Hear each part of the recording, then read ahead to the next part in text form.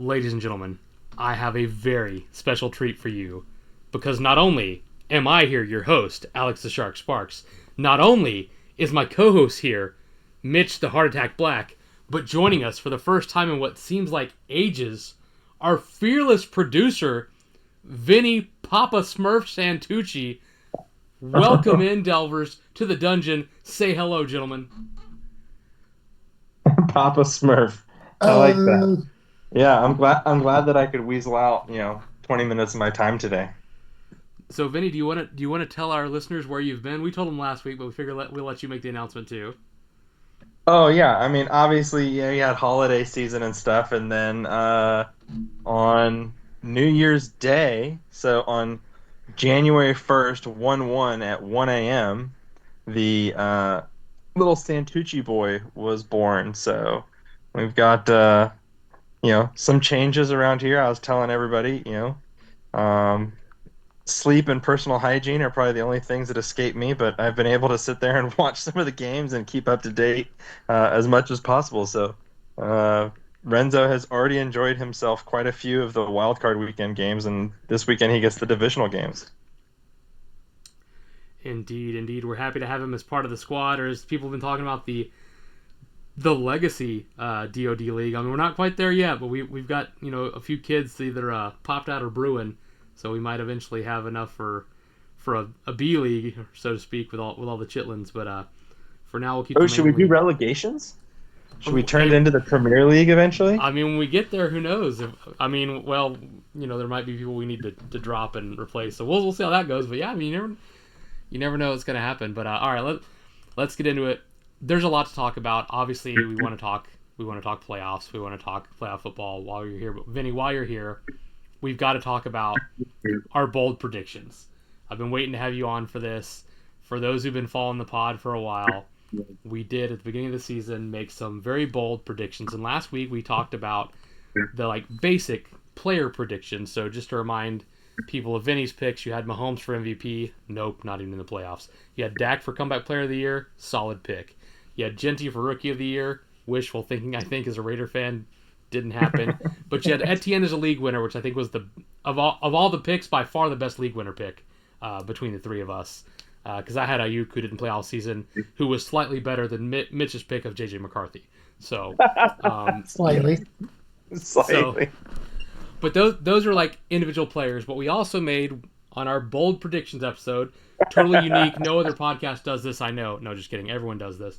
But we made bold predictions, and they went from kind of bold to holy crap, are you guys insane? Bold. So we'll start with the kind of bold. And we'll start, Vinny, since you're here. Your original bold prediction was the Jacksonville Jaguars will win will win the AFC South, check, and win a playoff game. And honestly, you're taking the L on this one, but it was pretty dang close. They did win the AFC South, which ended up being a pretty good division.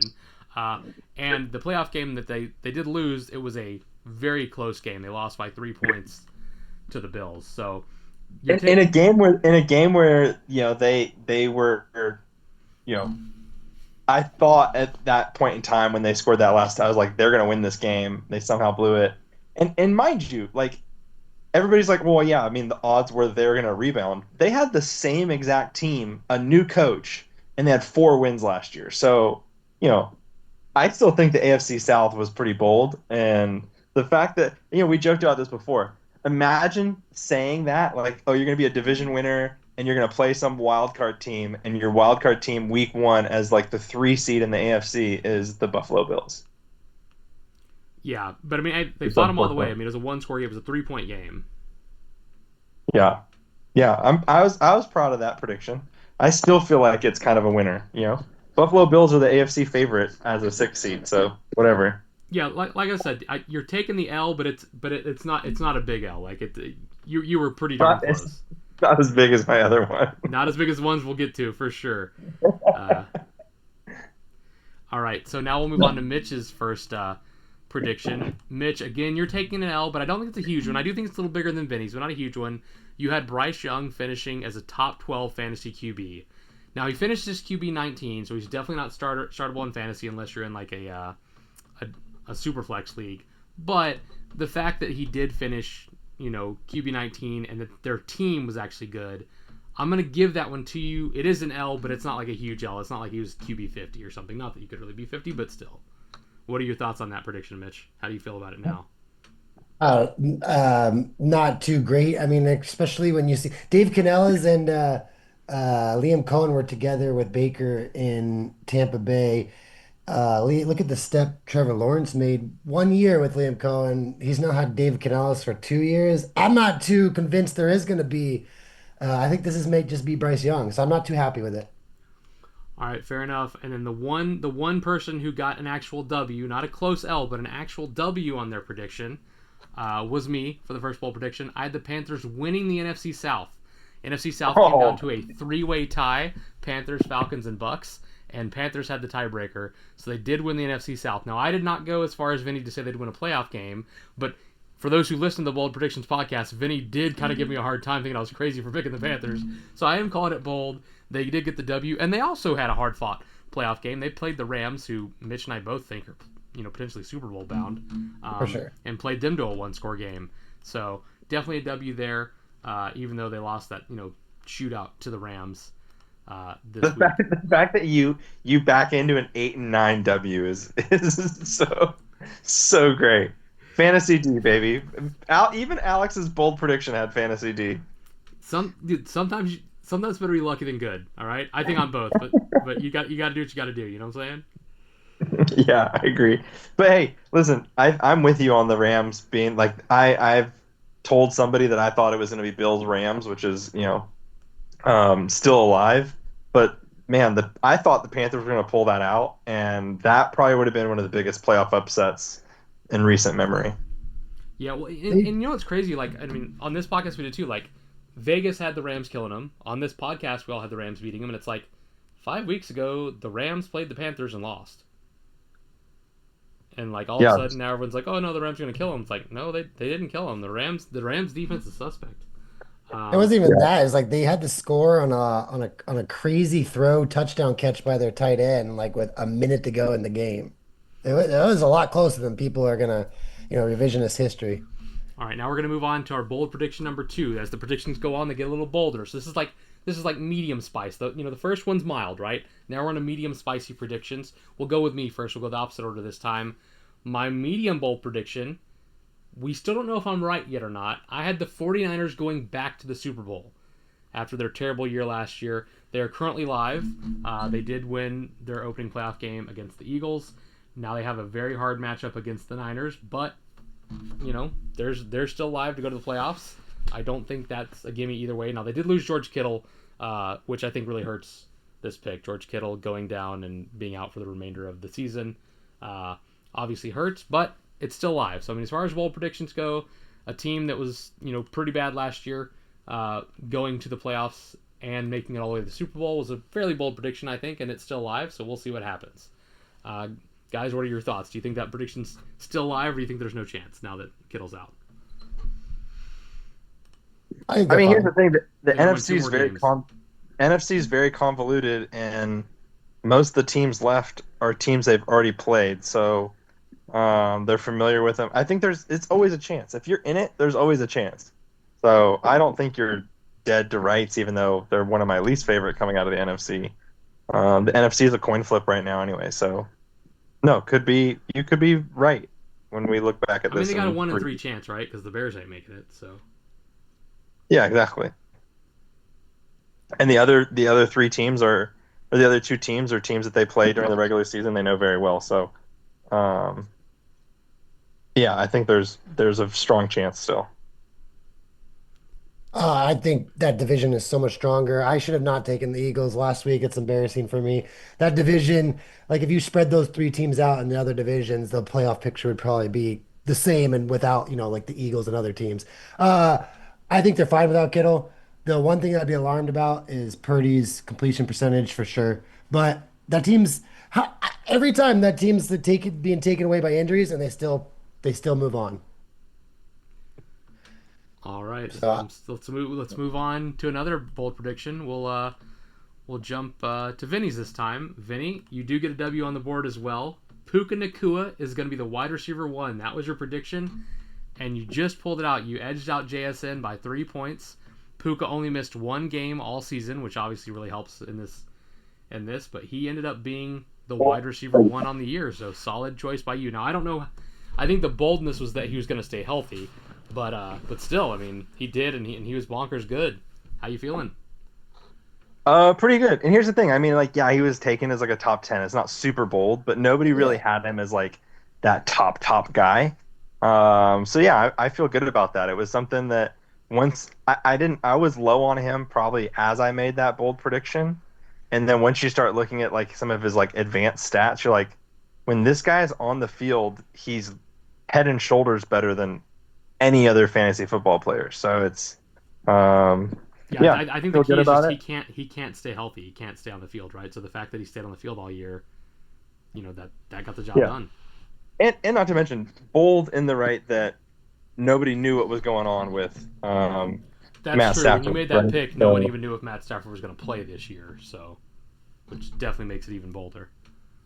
But yeah, I mean, I'm not going to take too much credit for it. It was a bold take and it was a shot in the wind, but yeah, there it is, Puka, my man.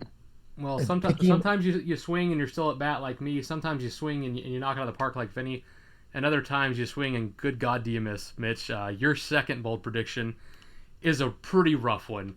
Your second bold prediction was that a Saints running back will finish in the top 14 in fantasy, and it won't be Alvin Kamara. So not only did a Saints running back not finish in the top 14, their best running back was in fact Alvin Kamara at running back 53. He got phased out. Neil kind of took it over later than I expected. I expected for Neil to be in that prediction to take over the job a little bit earlier. Let's rewind for a second. Look at these predictions. McCarthy's top, a running back, and the Saints. No one was even talking about the Saints. And then we got to flip over to Puka Nacua, a Matthew Stafford wide receiver is going to be 1 and get a pat on the back. I would like Vinny to show me a team right now on his fantasy, share the image where he took Puka Nacua in the first round, because that's what it's going to take to get Nacua that turn first round or on the turn. Because I actually took Puka Nacua in the first round and won a championship with that team and won $1,000. So let's rewind a little bit here. Pat on the back for picking a Matthew Stafford wide receiver. Mitch, take your L, buddy. You gotta take your L. Finishing the 1. So I would like Vinny to show us a team where he took Puka Nacua first and it paid off. I just want you to know that your third prediction is not getting you better than this one, so you may as well just take the L here. Because look at the comparisons are Devin Neal versus Puka Nacua. Like, come on. Yeah, I'm not gonna lie. I don't think that I don't know if I had the opportunity to. I didn't take a draft in the back half this year, so I don't have any evidence or screenshots. I think most places had Puka as like wide receiver 5, right? Like most projections before the year had him being wide receiver 5. So yeah, I mean, it's not. I can say that. Like I can show you a league draft where it's 175 buy-in, where Puka was the 3rd wide receiver taken for me and in the first round. Well, I'm guessing that's PPR league, but I want to say this. I think the two things, like, yes, this prediction may not be as bold as some of the others, but I think the two things in Vinny's favor are, 1, we are not a PPR league, so this prediction is bolder in non-PPR than it would be in PPR, and also when he made this prediction, there were serious concerns about whether or not Stafford would play or retire. And, obviously, the value of Puka Nacua plummets without Stafford. But anyway, let's move to the third predictions because these don't get any better. We're gonna save the best for last. So we'll start with you on this one, Mitch. These are all fantastically terrible, by the way. We're all taking. Well, we'll see. 2 of you are taking L's. I'm technically still live, but I'm really taking an L. So, Mitch, we'll start with you. Tyreek Hill finishes as a wide receiver 2, but on a different team. Well, Tyreek Hill did not get traded, and he did not finish as wide receiver 2. That's worse. That's worse than mine. Well, no, but Puka Nacua finishing number 1 with Matthew Stafford. Oh, come on. Tyreek Hill got hurt in week 4, so if you only count weeks 1, 2, and 3, the weeks that he played the full week, and you go by points per game, he would have been wide receiver 24. So he would have been a wide receiver 2, just barely, but that's nowhere near wide receiver 2 because you meant the second wide receiver, not a wide receiver 2. So it is an L, but I will give you a little bit of a pass just because he got hurt. If he doesn't get hurt, he actually plays, he actually gets traded. Maybe all that happens, and obviously didn't because he got hurt week 4. So Can I'm I gonna give can you I a bit of double a down pass on that because one? like we don't know what would have happened had he played. Can I double down on that one for next year? Yeah, absolutely. We'll definitely do this again next year. I'm So gonna double down on that one next year. So that was Mitch's spiciest prediction. I said he was washed. Mitch didn't. We'll find out next year what happened. But let's move on to my bold prediction. Now, some of you are going to call this one an L, but it is technically still live because my bold prediction was Joe Mixon returns this year and is the playoff MVP for the Texans. So he is running out of time, but the Texans are still in the playoffs. So if he were to return and, ball out in the next 3 games, he could still be the playoff MVP for the Texans. So, the boldness, like I said, was ratcheted up there. Probably an L, but technically still alive on my Joe Mixon prediction. What do you guys think? It's not too far off because Jawar Jordan and Woody Marks are, not high round picks and they look pretty good. So apparently anyone not named Nick Chubb was going to do well this year with the Texans. You mean your comeback Yeah, story of the but year, Nick Chubb? yeah. I thought it was just, I'm picking situations here. The Saints running back situation. The Texans are going to give them a lot of volume. Did not work out for me. I mean, considering Joe Mixon might not ever play football again, Yeah. that's a pretty big L. Um, but But it's technically still alive. I haven't lost I this think bet that's yet. I think Can that's we what take, makes it so bold, though. That's what makes it so bold. It's like, hey, you know what? It was good. There was a can we world take where my he did sense? come back and play. Can we So take my Saints prediction of a running back entering not named Kamara and just apply that to the Texans? yeah, A Texans running back not named Chubb will be a tough one. You Sorry. would have come I a lot just missaid closer. teams. But Yeah.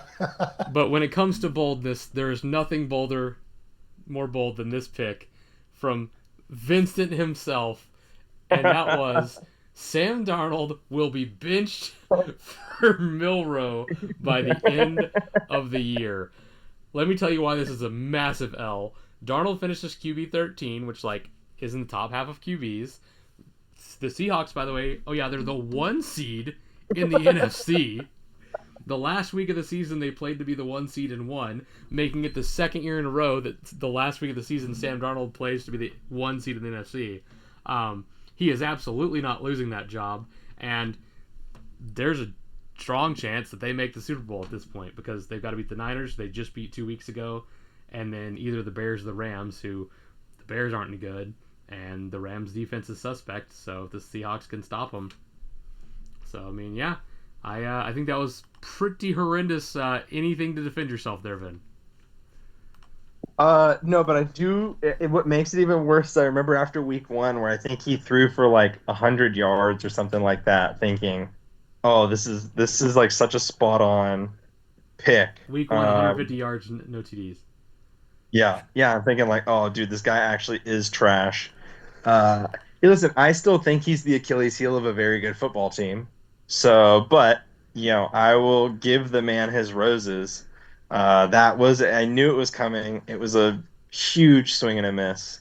I just laughed about the fact that like he literally won 14 games as the 1 seed in the NFC. 5th in And passing that was yards my in the NFL. yeah, and then that was my bold take. So that's great. So I would have. I'm gonna actually defend you a little bit, Vinny. Besides, like, his completion percentage is pretty high, and his passing yards is high or whatever, for sure. So it's effective. But like, if you had to guess right now, who had more fantasy points, Jacoby Brissett, Aaron Rodgers, or Sam Darnold? Probably Brissett. You want to guess, Alex? More. What was the question? Who has more fantasy points, Darnold, Brissett, Rodgers? Brissett for sure. Trick question. They're all the same. They're all Uh, exactly the same, huh. 268 or whatever. So, I will defend Vinny a little bit that Vinny also might be a year early on his prediction. I think when the Seahawks, he's going to be protected by that young defense so well. So I'm not sure if it's going to be like a year thing, but I do think Darnold is maybe being inflated a little bit. Um, I agree. I think take away that defense, and I'm not sure how good the Seahawks would be doing with Darnold. Definitely should have the Vikings should have kept him. Not saying that, but I don't think Vinny's as egregious as I mean, I maybe. don't think he's a Pro Bowler, but when you got a Yeah. QB that throws for 4,000 yards and 25 TDs, I think his job's pretty secure. Yeah, I might, 68%. I might double down on this bet next year when Clint 2 years, Kubiak is Vinny. is the Raiders head coach. So Okay, yeah, 1 or 2 years, Vinny. Double down on this one, and I might be there with you. So those were our three bold predictions. Now we did actually have one extra prediction that wasn't part of the episode originally. Vinny just decided to throw another one out because he wanted to take another L, and he wanted to make a prediction about our league, the DoD, and he predicted that this season we would have a first-time champion, meaning one of the four teams that had never won was going to win the fantasy Super Bowl.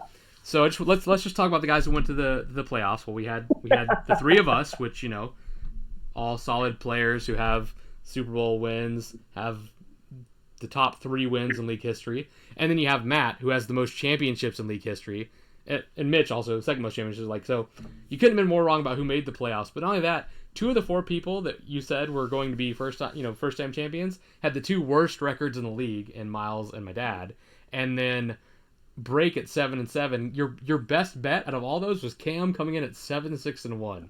So your first time champ prediction did not quite work out, buddy. yeah, that didn't work out. The fact that, and this is not shade, Alex, but the fact that we're literally one Super Bowl short of the max possible Super Bowl to make the playoffs, right? So I mean, who's the other? But Chris and Austin are the other 2-time winners. Austin's a So winner, isn't he? Or is it only 2? But yeah. no, I think it's 2. I think we're all stuck at 2, except for the Black brothers. So we were one Super Bowl short of the max possible Super Bowls making the playoffs, let alone a first time winner. So you know what? I tried to have a. I mean, that's why it's Super Bowl take, because obviously they suck. So Well, that wasn't even part of our bold take segment. That was just a segment you threw out after it was over because you wanted to make a prediction. So that was just wanted it. I wanted it. You wanted it. I wanted it for those first time winners. All right. Well, I wanted to review the bold prediction. I mean, I'd love for you to keep saying if you can, but if you have to go, I understand. But I wanted to at least go over the bold predictions while you were here. But no, I appreciate it. Yeah, I got to run. I have a 5:30 kind of hard out, so I should probably. Okay, that means you got 3 minutes. So real quick, but we won't break anything down. Just give me your picks. There's four playoff games left. Just give me your picks. Mitch and I'll cover ours later. So just give me your picks before you head out. Oh man, this is tough. I'm gonna say Buffalo upsets Denver. I think Seattle beats San Francisco. I'm gonna say Chicago somehow beats the Rams. Whoa! I just think they're a weird team. Like the Rams, like that's the type of team that the Packers had to blow a 17-point lead for the Bears to even be here. Like I don't. Not even that. There's so many missed field goals. I just think that the Rams are the type of team the Bears can beat. Like porous defense, an offense that kind of gets streaky. That's what the Bears are. It's basically the Bears playing themselves. So I think they'd get blown out by either of the other 2 teams on the other side of the fence. But and then Houston, New England. Wow. Houston's really hard to bet on because their offense is so bad, but their defense might be the best we've seen in years. I'm going to just pick. I'm going to say another upset at Houston. So I've got Houston, Buffalo, Seattle, and Chicago. Oh God, that just terrible Super Bowl matchups. But yeah, those are my 4 picks. Yeah, I mean you're literally taking 3 underdogs according to Vegas. So good luck with that, Vin. All right, man. Thanks for dropping in. Hope to have you again soon. All right, thanks guys. Thanks for seeing you, or thanks for having me, and it was good talking to everybody again. Be chatting. Bye. Steven. All right, Mitch. Now it's just the A team, me and you here. So we'll go ahead and let's talk some playoff football. Before we get to our predictions, let's go ahead and talk about the matchups we saw this past week. We had 6 games total. 4 of them were excellent 1-score games. One was a boring game that was at least close, and then one was an absolute massacre with the Texans and Steelers. Any big take? What was your favorite game to watch of all these? I guess all these close games. What was the one that was most electric, most interesting to you? Probably that Rams Panthers game Yeah. was pretty exciting. Also, that was the Saturday afternoon game, which the NFL thinks is going to be the worst game. It was the first game of the because I think it was like Rams were like 10-point favorites, right? We were talking about this in the pod last time. I don't remember what it was, but the Rams had the biggest line, I think. Oh, for sure. Yeah.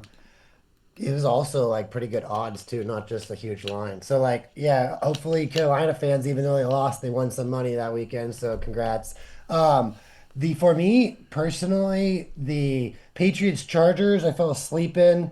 Yeah, 100% And same. yeah, and the one that I'm going to put favorite just for bias reasons was Texans Steelers. My boy Rodgers might have been his last game, throwing two pick sixes or whatever, and the game's a little rough to watch. So, um, independent Rams Panthers, my personal favorite Texans Steelers.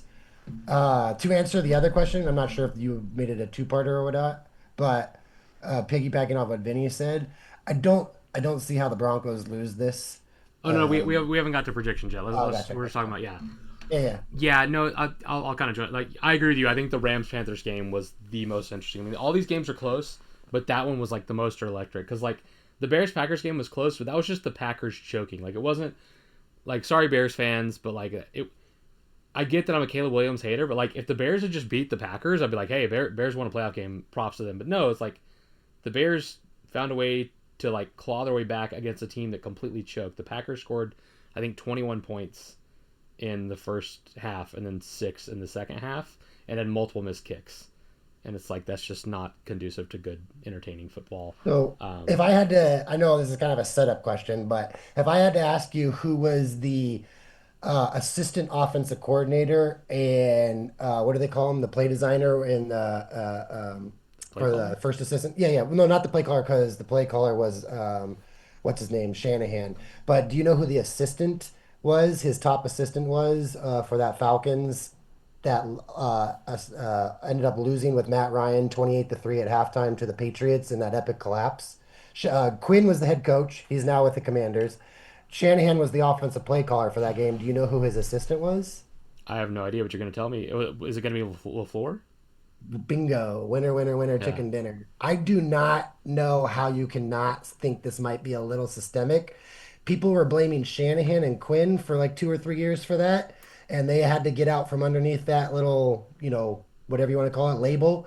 Yeah, man, that's a little shocking to me. That's all I'll say about it. I'm not trying to read too much into it, but like maybe he doesn't know how to play with a lead. I'm just, sitting on the couch, watching, enjoying my bets or whatever. So like obviously I'm not an NFL coach, but man, that's red flags. Yeah, I mean, for those listening to the pod last week, you and I both had the Packers winning in big, and Yeah. Miles thought it was clearly going to be the Bears winning. And at halftime, we're like, well, Miles looks like a fool because the Packers are Yeah. crushing them. And the Packers completely collapsed, and now we look like, well, not fools, but now we look kind of like a fool because Miles was right and the Bears won. But that was not a deserved win, in my opinion. But yeah, we'll see. So, yeah, that game was just not, it wasn't enjoyable. I mean, yes, admittedly, like, here's the weird thing. Like, I have no beef with the Bears in general. Generally speaking, I actually like the Bears. I think I like all the teams in that division. Yeah. Like they're all like, but I just feel like the Bears, to me, it's just not fun to watch a team that like doesn't deserve to be there, and I feel like they don't deserve. It's one thing when it's an underdog punching upwards, but this is like the Bears didn't win that game, the Packers lost that game, right? That's why it's not enjoyable to me. Like if the Panthers had come back to beat the Rams, it wouldn't have Yeah. been because the Rams lost it, either because the Panthers went and won it, right? Whereas this game felt very different because it was And never just by close lucky till the end. seeding, you get to play someone in your own division rather than one of the three juggernauts in the Seahawks, Niners, or Rams. So yeah, I think they might have. We'll see. Watch the Bears win this Sunday, and I'll take a pie if they win this Sunday because the amount I've talked against them, I'll even admit it. So, Yeah, so we'll see how yeah. that goes. And then the other side, like you said, the Patriots Chargers was an absolute snooze fest. Oh, I And was then yeah, asleep by the second quarter. I'm not even kidding. There was nothing good. Also, yeah, no, the Amari and Hampton thing is a little frustrating, but that's for different reasons. So and yeah, then I'll yeah, get into it. Texans Steelers. They kept it close for about a quarter, and then the Texans just kind of ran away with it. And like you said, Aaron Rodgers' last pass in the NFL is going to be a pick six if he walks away. It's Brett Favre like. Brett Favre's last Joey Porter, oh not Joey Porter, the corner. Oh my gosh, I know this is a trivia question, but he intercepted Drew Brees and Brett Favre back to back NFC Championship and Super Bowl. Tracy Porter, and that put Brett Favre as his last pick six as well. So he's just trying to follow Favre, you know. Yeah, but I don't think he wants. He's not the gunslinger Favre was. I don't think that's I how have he a wanted to go question for out. you. You know. But go ahead. The reports are that Tomlin was not fired and that he stepped down, which Right. is very, very fascinating to me. That could be a whole other We haven't segment. mentioned that yet, but yes, for those who haven't been paying attention, the Steelers coach Mike Tomlin has stepped down. He's walked away from a lot of money to no longer coach the team. 25 a year or something. Yeah, go on. Sorry. It was something like 300,000. I forget what the amount, but it was like 300K a day or something insane. Like not that much, but like anyways, it was an insane number. But yeah, Right. So my question is more about Rodgers as it always is. It's like, you know, does Rodgers have any interest in a new coach? And like whoever the new coach is like if Rodgers is going to stay, Rodgers has never had the time to be like sit back and be like, hey, you guys pick out my coach and my OC, and I'm just going to sit back and just chill. That's never been Rodgers' MO. So it's like, is Rodgers picking the next Steelers head coach, or is it set in stone that Rodgers needs to find another team? yeah. Well, and that's and was that part of the Tomlin walking away? Because if it is true that he walked away and didn't and wasn't asked to, because like he obviously stepped down because if he didn't, he walked away from the money, right? So like if they wanted, Right. if he wanted the money, he would have made him fire him, right? So now Exactly. maybe he feels like he owes the organization, I don't know, whatever. But I'm going to assume that he's not walking away from all that money because he got fired. So he walked away. So is part of that decision to walk away that like he wants to walk away with his record intact of never having a losing season as the Steelers head coach, and Rodgers and he had already talked, and Rodgers said I'm done, and he's like I don't want to start with another rookie QB, I'm out of here, because they're going to have it's So going to he be a already rookie QB knows the conversation with that's not going to be a with first rounder Rodgers. because they're not going to have a high draft pick, right? So Right. did they already have that conversation, or did Yeah. he make this decision independently? And does that now weigh on Rodgers? Because like Exactly. Rodgers probably most people think he wanted to walk away, but the competitive person that he is, I don't think he wants to walk away with his last pass being a pick six, right? Well, I sent you guys. yeah. I sent you guys that thing today about Jameis Winston interview. I don't know if you watched it yet, but it's like. His first ever His first one's his a pick NFL six. moment, his first ever pass was a touchdown. That's how he told it. My first ever NFL pass was a touchdown. To the And other then he team. goes on to tell the rest of the story that just touched on the other team, it was a pick six, and like that's hilarious.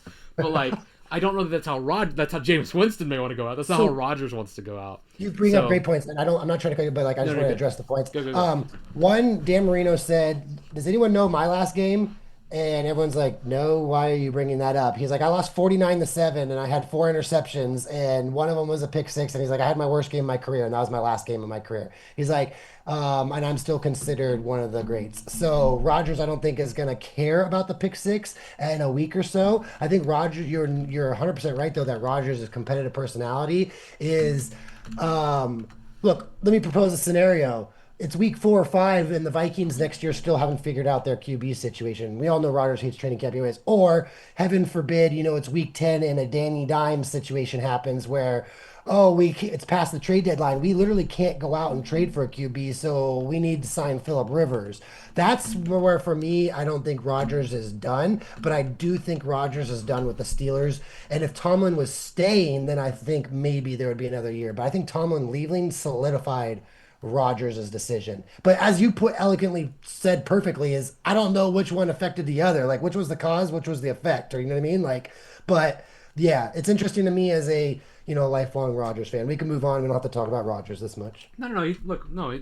I wanted to talk about it, and Yeah. I mean I get what you're saying about Dan Marino, but Dan Marino's last game was in a season where they went 9-7 and finished third in the division to make the playoffs. I think it's very different. Like it's very different when you have your last game and your last game is terrible and your team is not good and you're like, and he was also injured that season. It's like, I'm done. My body can't do this anymore. Aaron Rodgers didn't have that. Like his body may be feeling it, but like he went through the season, he won a very difficult division, went to the playoffs, and then just happened to play the best defense in football and had a bad playoff game. So like, I think it's different. It would be one thing if Aaron Rodgers, this year went 4-12. And his last pass was a pick six. Yeah, I think he hangs him up. But when you have a winning record, you go to the playoffs, and then your last pass is a pick six. That's when I think maybe it creeps in. Like, well, what if I go one more time? You get what I'm saying? Yeah, like for sure. It's one thing where like some people are like, hey, my body's done. I can't do this anymore. Very few people go out on top. There are very few Elways, right, who walk away after winning a Super Bowl. There are very few people who walk away when they're still one of the best. Now, I don't think he's still one of the best. He's not. But, I mean, he was a serviceable quarterback this season. He's probably one of the best 32 people in the world to do this still, even at his age. So It makes you wonder, does he want his last game to be a 17 for 33, 146 yards and a pick? Definitely not. Yeah. Yeah, it's fascinating. I'll follow. You know, what I mean, you get our audience doesn't have to worry about the Rogers updates. Let's put it that they, way. they don't, but I feel obligated to give Yeah, them a little bit. All right. yeah, yeah, yeah. Okay, but yeah, so now let's move into to our predictions then. Obviously, I had Jags Rams in the Super Bowl. But I did say for my pick to work, they had to squeak past the Bills. I felt like if they got past the Bills, they would win the rest of them. They did not For get sure. past the Bills, because that was the team I think was going to give them the biggest What's your and issue. Vinny's not negative, that's a bad word, but what's your concern with the Broncos? Why are you guys picking the Jags and then the Bills? So you're both Yeah, so like, the yeah, Broncos are winning close one score games, which is something that like the Chiefs did a couple of years ago, right? They all the one score games they won. The difference was the Chiefs were winning all those one score games against quality opponents like Bills and Ravens and playoff teams at the time. All these one score games the Browns are winning this year are against really poor competition. Let me see if I can, excuse me, Broncos are against really poor competition. So like if you go to the Broncos schedule, it's like one score game against the Titans, lost to the yeah, Colts, didn't make the playoffs, lost to the Chargers, they're already out of the playoffs. One score game against the Eagles, one score game against the Jets, one score game against the Giants, one score game against the Texans, one score game against the Raiders, the Chiefs. yeah. And when they played the Chiefs, Nice. this was when they had the third string QB, not Mahomes. One score game against the Commanders, one score game again against the Raiders. Like all these sorry, this is the one score game. It's the Chiefs with the backup. Yeah. All these one score games against bad opponents. So this was the Chiefs, the third string QB, Raiders, Commanders, Raiders again, Texans before they got hot, Jets, and Colts, not a playoff team, and Titans. That's 8 games right there. We'll call it 7. For Let's take sure. the Yeah, Texans out of yeah, it. yeah. There's 7 games they played against teams that had 500 or worse records that were one score games, Yeah, that and it's does like not that's breed much that's confidence. not that's not giving me confidence. And now you have to go up against you know Josh Allen. yeah, you have to go up against Josh Allen, who was playing much better against terrible opponents. Yeah, he had some one score games, but those were against good opponents for the most part, The only right? thing I'm concerned is like I know the Chiefs are a big deal for their obstacle or hurdle to get to the Super Bowl in the last 4 or 5 years. The Bengals have beat them and the Ravens have beat them. I know they beat the Ravens last year by a dropped Mark Andrews touchdown, but I don't think the Bills are that much head and over heels than the rest of the team. And I think the Broncos are head over heels better than a lot of the other teams.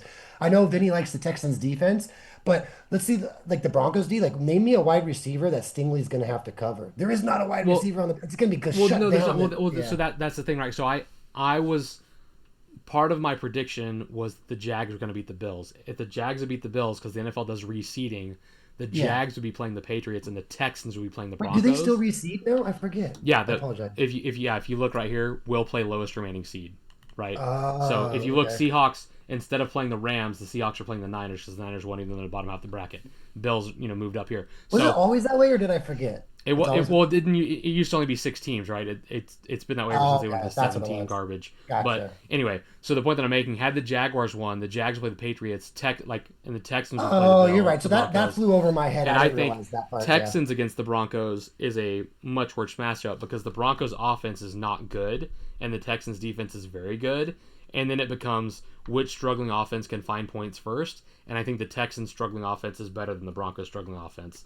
And I For think the sure. Texans defense is actually better than the Broncos defense. So I think the Texans would be the favorites in my opinion in that Gotcha. matchup. Now, obviously, I think the Bills is a different story. This might be better path for the Broncos, but I still kind of think the same thing. If the Texans beat the Patriots, Broncos still have to go through the Texans, and I just think the Texans are a better football team. The Texans and the Broncos, to me, are the same team. They do the same things, but the Texans Gotcha. do it better on both sides of the ball. Interesting. So for me, it's kind of flipped a little bit. Like the Bills, if you told me 5 years ago that the Bills were going to go to like basically 4 AFC championships, like you'd be like, okay, this is the start of their like quote unquote dynasty, even though they haven't won a Super Bowl. I think right now we're looking at the start of the Broncos dynasty for the next 4 or 5 years. I'm not saying they're going to win multiple Super Bowls, not like a dynasty, but a team that's consistently always in the divisional round for the next 4 or 5 years. That's how much I like the Broncos. So I could be totally wrong on this, and that's why I'm wondering to very intelligent people like you guys what I'm missing type of thing. And I mean, and I will say I'm torn because it's like on one hand, as a Raider fan, I want the Broncos to do poorly. On the other hand, as an Auburn fan, I want Bo Nix to do well, right? So like, I'm Yeah, torn my from only like. concern, But yeah. yeah, it just came down to like if you look at the quality of opponent and the quality of win, the Broncos did not face a lot of quality. Like if you look Yeah. at this side, the Seahawks being the 1 seed, they played a lot of quality opponents they had to beat to get there. The Yeah, see, Broncos did not. my mind is keeps going to like, so the Broncos next year will have a much more harsh schedule because that's how the NFL schedules, right? Based on how well you do the year before, they make it hard for you or whatever. Right. So they're going to play better teams next year, and Bo Nix will be in year 3 with Sean Payton. I'm just like everything about that, and that defense is so young. Whereas, like, don't get me wrong, CJ Stroud's still young, but they keep switching coordinators, and they do have a really young defense as well. So I get the comparison, but yeah. It's like everyone's loving the Texans, but no one's loving the Broncos, and I feel like they're the same team almost, as you were saying. But yeah, Right. So I mean, like, yeah, I'm not projecting it out 5 years, long term. I might like the no, Broncos yeah, better, but if I'm yeah, looking at this season, what the yeah, Texans have done this season, I think the Texans yeah, are better on both sides of the ball. And when yeah, you have a team like the Broncos who's built on playing good defense, when you yeah, come up against a team that has a defense even better than yours, that's where you're going to struggle because the Broncos offense struggles. So, I mean, look, there's a world where the Patriots somehow beat the Texans and the Broncos walk to the Super Bowl, right? I just don't think it's yeah. going to happen. I think the Texans are I going to don't beat know. Patriots, and I think they will then beat the Broncos if the Broncos advance. Okay. But yeah, so anyway, let's make our predictions then. So Broncos Bills sounds like you're taking Broncos then. Yeah, you know me, I'm a huge Josh Allen fan, loved him since he was drafted, but Superman cannot do everything. Well, I guess the real Superman can, but yeah, Broncos is just so much better team. Like if you switched Bo Nix and Josh Allen, I know that's ridiculous to say, but like just think about that. So yeah, I'm taking the Broncos. Yeah, I mean this one's tough for me because I mean all the analysis I just gave, like I am suspect of the Broncos, but I do think this is not the best Bills team Josh Allen has had. In fact, I'll say this is probably the worst defense Bills team that Josh Allen has For had. sure. For So, sure. you know, They the cannot the stop the one run. weakness of the Broncos has been their offense, and you're coming in with a team that doesn't play well on defense, specifically terrible against run defense, which I mean the Broncos were pretty good at running the ball until they lost their running back, and now it's a little more suspect. But so I just think Josh Allen and the Bills always find a way to lose it. So I am going to pick the Broncos to win this one, but it would not surprise me if the Bills win. I just think giving Sean Payton that extra week to prepare, and I think they're going to come out ahead. So I will take the So Broncos to win this game, but it wouldn't surprise me if the Bills did. I think it's going to be close, which obviously Vegas does too, right? I mentioned last time yeah, if you're toss the up. home team, you get 3 points, right? They're only getting one Yep. and a half, meaning Vegas thinks on a neutral field the Bills would win. Yeah, or basically a toss up when it gets 1.5. But yeah, yeah, I agree. Can I humor me for real quick? What do you think? So CJ Stroud struggled year 2 last year, right? And everyone was kind of down on him, right? 100%. If I had to, if you like comparatively to Bo Nix this year, where do you think it equates? Like completion percentage, yards, TDs, interception. You know what I mean? Like, so this is Bo Nix's second year, the sophomore stuff, and then we could compare it to Lamar Jackson's second year if you want. But we'll just keep it between Well, Bo I Nix mean, and I'll definitely say that Bo Nix was better, but here's the thing about Bo Nix. Like, if you look at the stats, and we don't have this in front of us, but if you look right. at first half versus second half, Yeah, Bo Nix is shockingly like another quarterback I'm not a Jekyll and huge fan Hyde. of. Well, yeah, but I was gonna say he's shockingly like another quarterback I'm not a huge fan of, DJ which is McCarthy. Caleb Williams. Okay. Caleb Williams is a trash can fire in the first half, and he's decent in the second. Well, Yeah. that is what Bo Nix has been, and I just think if you're going to win a championship, you have to be able to play all 4 quarters.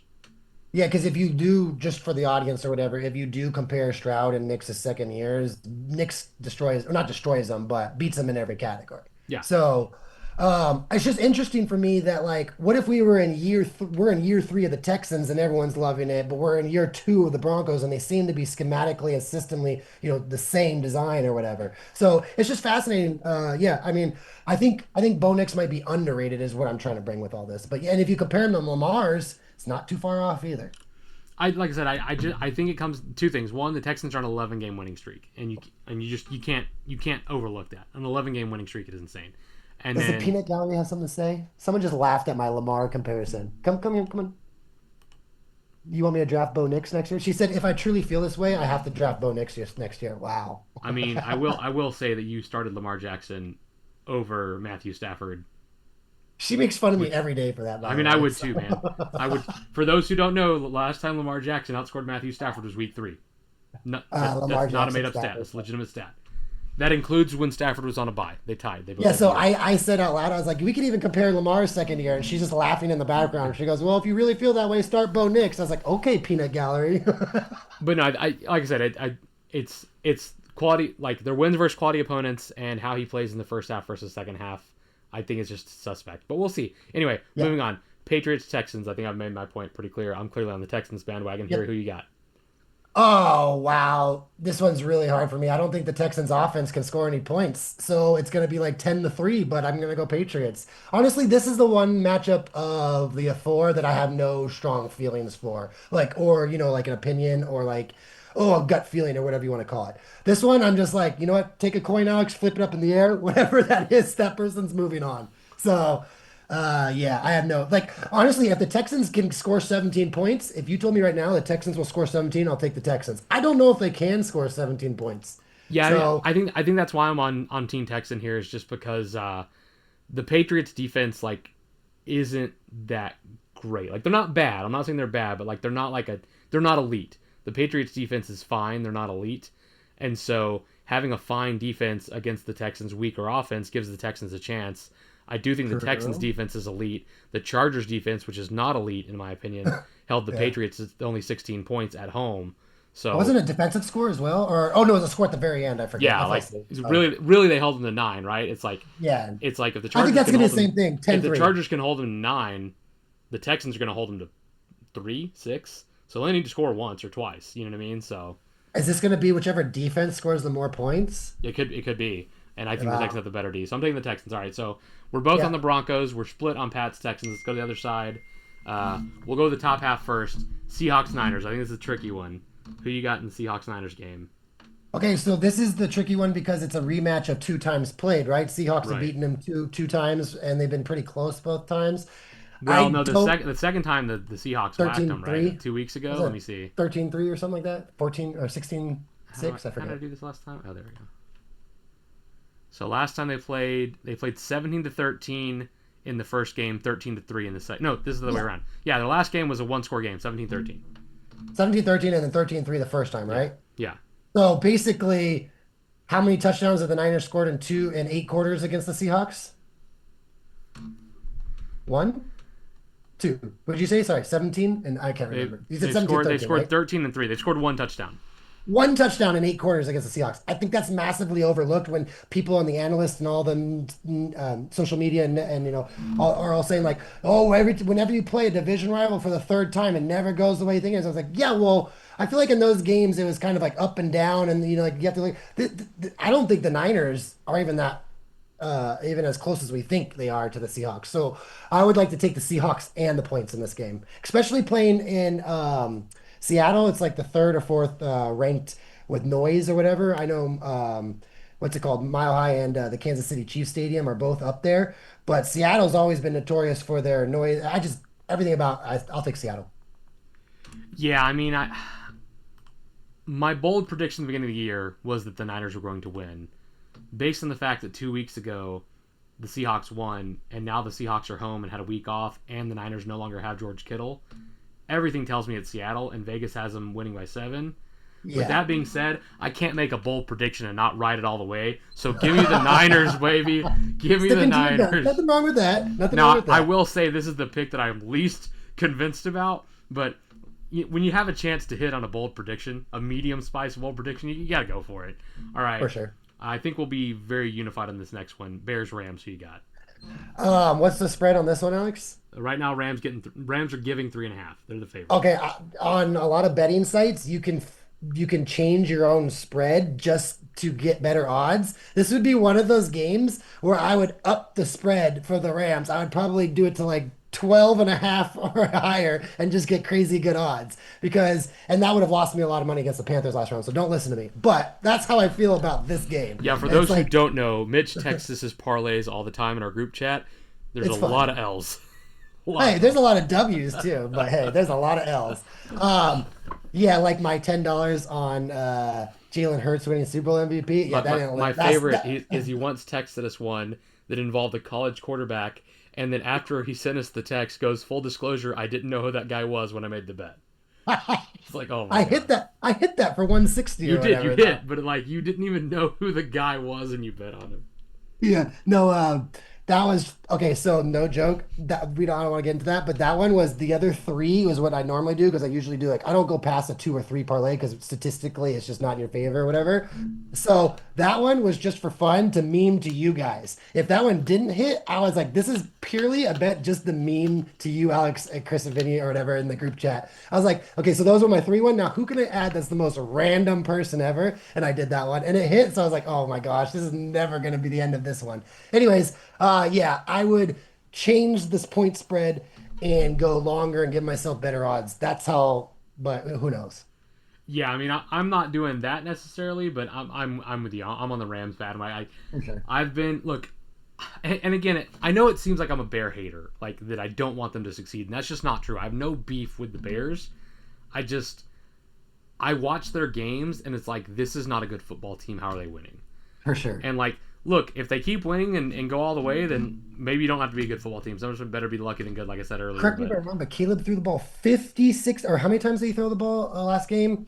Caleb won let me see. pass attempts versus Packers. He threw it 48 48. times, completed 24 of them for Yeah, that ain't 362 and happening. 2. But if you It's go not and look recipe at the for game, success, like, Alex. right, but look at the first 3 quarters, right? Like he probably threw for 200 yards and 2 touchdowns in the fourth quarter. And it's like, yeah, that's great, that's clutch. Like you can say all those things, but like, or he just got shut down for 3 quarters and the Packers fell apart, like because they let him. Do you know how many games it would take McCarthy to get 48 passing attempts, Alex? Oh man.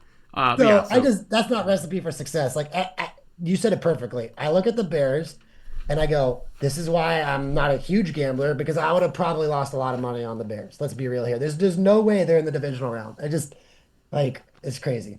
I think these are 2 teams with a mediocre defense, 2 teams with a good running game, and so the equalizer is going to be the passing game. And I think the Yeah. Rams have the better quarterback and the better wide receivers.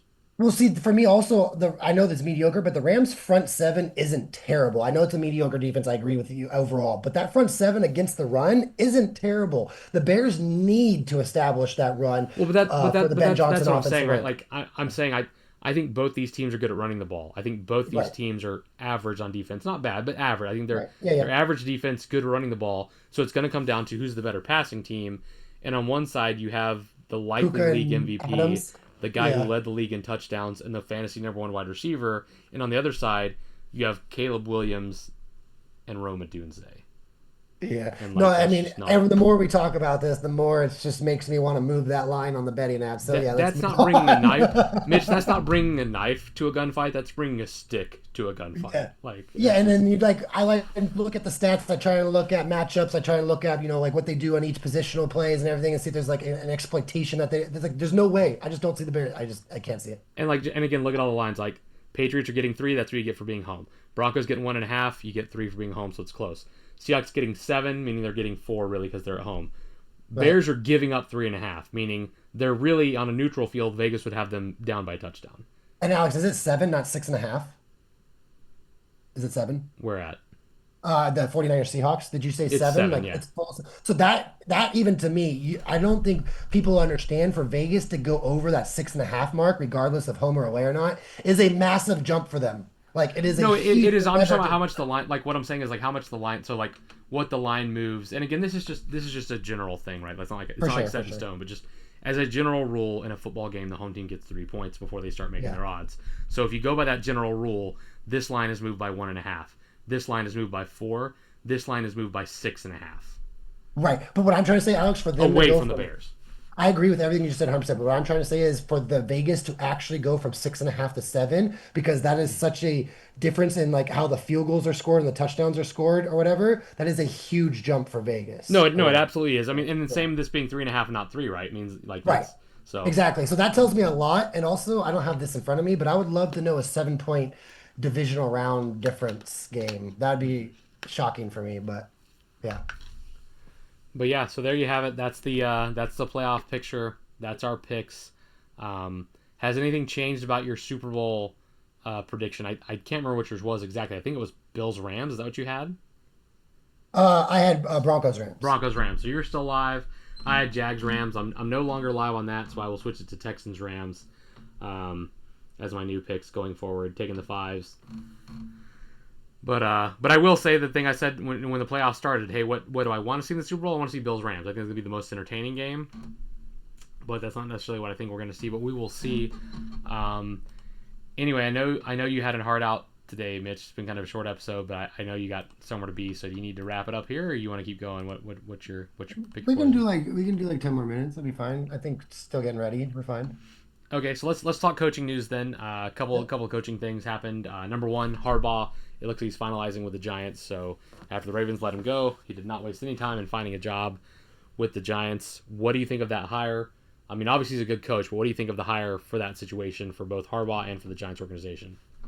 Um, uh, I know you asked a question. I don't always answer, but hold on, I'll go back to it real quick. Is the funniest part about that Harbaugh go to the Giants thing is apparently one of the players in Miami reported a story that they have year-end exit meetings between the coaches and players at the end. Every team does or whatever. Mike McCarthy's in a year-end player review with a player, letting him know, hey, we're not going to hold you, keep you on. And the owner, Stephen Ross, walks in an hour after Harbaugh was fired and fires Mike McDaniels in that meeting and asks him to leave. So the player was like, I got called in to know I was going to get cut from the team. In the middle of the meeting, the owner comes in and cuts my coach. An hour after the Harbaugh firing. That's so wild. it's like, yeah. So didn't get him in Miami. The Giants got him. The reports are from that I'm reading from Dan Patrick is that he first took an interview in New York, went to Atlanta, took an interview for a day or two in Atlanta, flew back to New York, and New York said, we won't let you out of the building to go take a second follow-up interview with Atlanta. What's it taking to sign now? And he said, what's it's going to take for me to sign now is you commit this much to my assistant coaches. I think it was like $15 million in a pool of money that will go to his assistant coaches. So apparently that was the decider. Now, as far as the roster goes, oh man. Anyway, good choice. I mean, I would have maybe taken Atlanta, but that's Harbaugh's decision. And good for the Giants. Like, look at that division now with the Commanders, Giants, Eagles, and Cowboys. I mean, that's going to be a world of hurt. I mean, it definitely tells me that he believes in the Cam Scattaboo and Jackson Dart combo and Neighbors. And if he could just keep one. Well, I don't think anyone didn't believe in Neighbors. I don't think that's the risk, right? The risk is right. Like Scattaboo was great for the 6 games he played, right? But it's like, can he do with Dart? Can he do that again and stay healthy? And the big question is Dart. Yeah. Yeah, can he do with what Lamar? What can he do with Dart with what he did with Lamar? And remember, he's not necessarily the play caller on the every time play, so he's very good at delegating that to good play callers. So that's another thing. Is like, okay, well, now the Giants are for sure going to get an OC because an OC is going to be willing to go and be an OC under Harbaugh. So like, I don't want to derail this away from the Giants. Congrats, Giants. Well done. The 5-year contract, I'm sure it's going to be, a contract extension. You're not going to have to worry about things. Congrats, blah, blah, blah. My question to you is, what does that tell us now about Lamar and Harbaugh? Like, he took a job 2 weeks later or a week later from being fired. Does that means he doesn't want to? I mean, doesn't want to not coach, or he wants to coach, right? Obviously, he took the job. Yeah. So I mean, he didn't walk away; he got fired, right? So like, it wasn't like he. So then, ideally, then we can infer that he did not want to. Like, do you want to head coach the Ravens or do you want to head coach the Giants? A lot of people would pick the Ravens.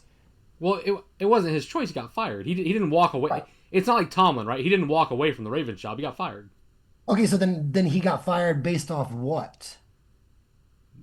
My guess is based on lack of playoff success. That's rough. Then the Ravens messed up hardcore, and I think they did too. But like, so this is the argument. This might have been in chat, not on the podcast. It was on the podcast. Like, I apologize. I'm gonna give this argument again. When we were talking about Tomlin, no, I think it was on the podcast, right? We were talking about like what people want to see success wise. Like, the Steelers haven't had a losing season in 20 years. Why are they wanting to get rid of Tomlin and rebuild? Because you're going to have a losing season to rebuild. Well, because they expect excellence. They expect Super Bowl wins. Right. And I think the Ravens see that they have a guy in Lamar Jackson in his prime. This is a guy who's been a multi-time MVP, and they're wasting that prime because they can't get over the hump. And so sometimes you have to change something. And if you're not going to change the players because you think you have the players, well, then the natural instinct is to change the coach. And sometimes you just have to. I heard an interview with a former player about how he started his career in Pittsburgh. He was there for a while. He left, and then when he came back at the end of his career as a veteran for his final season, he had the same coach. Bill Cowher was still there because the Steelers only had 3 coaches in the last 60 years. And Yeah. he said in all the meetings, Bill Cowher gave the same speeches, said the same things, did the same things to motivate players, and eventually it wears off, right? Like So you this can is only Andy give the Reid all same over again. speech so many times. Like you can tell someone how to do something to their blue in the face, but sometimes you just need a new voice to say it. And so maybe the Ravens are like, hey, we're not getting any younger. This is our window, and this coach isn't getting us over the hump. Let's move on. I'm not saying it's right or wrong, but I'm saying I think that was the thought process that the Ravens had. So it's Andy Reid all over again, right?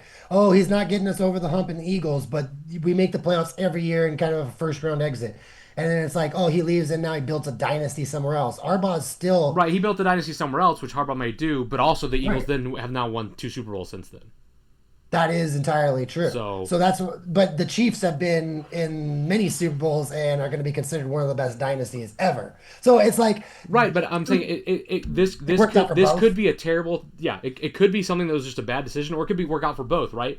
Right. We could be saying next year or 2 years from now we could be seeing the Ravens in the Super Bowl and the Giants winning a division, which is something that we would never predicted this after this year, right? So like So it could actually work out for yeah, both. And the only other thing I say to that is like I know what you just said is 100% true. Coaches run, they get old. But or not they get old, they physically get old, but I mean they're saints, what you said and everything. What I'm saying to you is like if you asked a Raiders fan right now that you can have the next decade, which is basically Tomlin or Harbaugh, and you'll be relevant, you'll win divisions most of the time, and you'll just get bounced out of the first round of the playoffs, 6 of the next 10 years or maybe go to an AFC championship one time. Like I feel like every single Raider fan would be like, please, please let us have that. no, we 100% would, but like you have to understand as a Raider fan, we were in the Super Bowl in 2003. In the 22 years since then, we've made the playoffs one time. So for us, if you could say, hey, we'll get bounced in round one of the playoffs for the next 10 years, we'll sign up for that because we barely remember what the playoffs are. Right. Whereas a team like the Ravens have won multiple Super Bowls in the last 20 years. So they aren't in the same ballpark. They're like, hey, we want to win another one, and this guy's not doing it. Yeah. Yeah, I think it says more to Lamar's relationship with Arbaugh, and that's what concerns me is like this might be a lot of Lamar's problem. And it's like you tell me right now that if a lot of the players in that locker room are like, okay, coach, we've heard this speech before, but Lamar steps up and is like, shut the F up and listen to him, and this is our guy, and blah, blah, that everyone wouldn't just follow in line. You know what I mean? So it's like, also there's reports that come out now that like apparently Lamar was like sleeping in meetings and missing meetings and Harbaugh was not holding him accountable. So that's how he lost the locker room. So like this just feels like it's Lamar's fault. Well, and I mean, and All, Lamar was bad this year, right, compared to how he's yeah. been. Like, and maybe that gives him a wake up call. Maybe that's part of it too. We need to got to get that'll give him a wake up call because maybe Lamar just wasn't listening anymore. Let's move on because I know we don't Yeah. have a lot of time. Do you think this keeps Matt LaFleur's job? Because there was conversation about whether or not Matt LaFleur, the coach of the Packers, would lose his job after what happened in the playoff game against the Bears. And one of the things people were talking about is like maybe LaFleur wants to go to the Giants because he's like known as like a QB whisperer with these young QBs. Look what he's done for all these young quarterbacks. But now that's not an option since Harbaugh's there. Does that make it more likely that LaFleur stays in Green Yeah, Bay? I'm not sure LaFleur is even as high as demand as the media might be making it to sound. I think yeah, I think LaFleur will get one more year. Just the nature of how many coaches are available, like, so it's like they don't want to be sixth, seventh pick or whatever for a free agent head coach. We're gonna do that But again. I will say, what? We're gonna do that again. 6-7. Well, oh yeah, sorry. I didn't mean to I'm do just that. I messing keep with doing you. that I'm on messing accident. I was like, what did I do? What did I do? No, but so yeah, I think I've been wrong on the coaches, Alex. So I'm a little hesitant to say like I did not think Tomlin was going to step down or get fired. I did not think they'd move on from Harbaugh. We're in a world right now where it's a little bit different for me. So I don't. I guess this comes down to the Packers owner. I think they'll keep LaFleur for one more year. Is what I would have to guess. Well, I thought his contract was up was the thing, right? And they have to either re-sign him or not. No, I think it's going into the last year, and the problem Gotcha. is owners and not owners, sorry, GMs do not allow their head coach to go into the last year of contracts because the locker room won't listen to him. So there's no such like it's not like, oh, he's gonna test the free agency and see what he can get as a free agent next year. Head coaches don't do that. The Yeah. reason why head coaches don't go into their last year contract is because you literally are cutting the legs out, or not literally, sorry, but you're metaphorically cutting the legs out from underneath them uh, for their ability to coach. Whereas if you have a coach who has a 4-year deal or whatever, and you're a player, you're like, well, I have to listen to him. Yeah. You know what I mean? Yeah. So that's what that is. It's they don't let coaches go in the last year of their deal. Yeah. So I mean, So it I might be guess like the a better one. question is, do you think he will get an extension? Yes, I think he'll get a Okay. 2-year extension, and the third year will be completely team friendly. So if they do fire him next year, he'll just get paid out for that last year. Fair enough. Tomlin stepping down, walking away. Clearly, he's not intending to coach this upcoming season. Do you think he takes an analyst job or returns to coaching in a couple of years, or you think he's just walking off into the sunset because he's still young? Um, yeah, didn't Sean Payton step away for a year or two and then come Yeah, but back? He part of the did. reason Sean Payton stepped away is because of Bountygate and Breeze retiring. That's true too. Okay, well, I will be honest, and I didn't think he was going to step down. And how could you go from like the Steelers organization to like who's still got Well, no, to like he's Rams? definitely not Yeah. coaching this year because because he stepped away, they would anyone that wanted him would have to negotiate with the Steelers to have a chance at him anyway. So Okay, so then yeah, so I there's at definitely don't think he's least a coaching this year. year. So my question is like, does he take an analyst job, or do you think he just kind of like takes a year off and then comes back in a year or two? Well, I'm gonna steal this from Tony Dungy and because he's close to the that family that owns the Rooney's or whatever that owns and what he talked to Tomlin about. I think it's gonna be closer to Matt Ryan, where he's gonna take some time off, do a little analyst for a couple years, and then come back like Matt Ryan is doing for the Falcons and be in the front office. That's what I think Tomlin's more geared towards. So you think Uh, you think more geared towards going co- into the front office, or you just think more geared towards taking a couple years off before coming back to coaching? no, I think his coaching days might be done. Wow, even that young, you think he's fair enough? Well, Cowher was the same age, right? Cowher was 40 years old. He went to the analyst job and never looked back. A lot of them who do around that 40, 41 mark tend to do a second career. So like, I obviously this would be like a Tomlin question and I don't have any insider information, but yeah, I could see him pulling a Matt Ryan, analyst for a year or two, and then coming back to an organization where he gets to be a GM or front office. Yeah.